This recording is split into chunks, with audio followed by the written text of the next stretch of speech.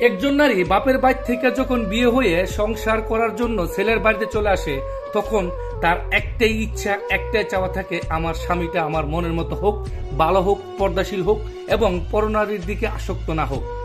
আর যদি ওই ছেলেটা এরকমই হয় সত্যি, তাহলে এই মেয়েটা সারা পৃথিবীর সাথে যুদ্ধ করে সংসার করতে পারে, ভাঙ্গা কুড়েঘরে থাকতে পারে শুধু তার স্বামীর হাত ধরে।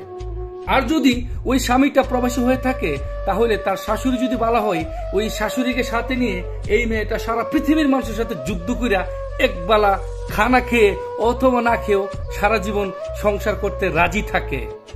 আর অনেক বোনের স্বামীও ভালো থাকে না, শাশুড়িও ভালো থাকে না, তাদের সংসার জীবন্ত একটা আগুনের গুলার মতো হয়ে যায়।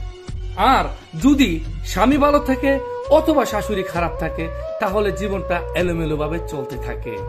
এমনকি হয়েছে যে আপনার জীবনে স্বামী খুবই ভালো, শাশুড়িটা দজ্জাল, অথবা শাশুড়ি খুবই ভালো, স্বামীটা পরনারীর দিকে আসক্ত।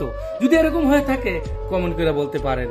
একটা নারী শুধু তার ভালোবাসার জন্য তার মা, বাপ, ভাই, বোন, জন্মস্থান সবকিছু ত্যাগ করে চলে আসে স্বামীর বাড়িতে।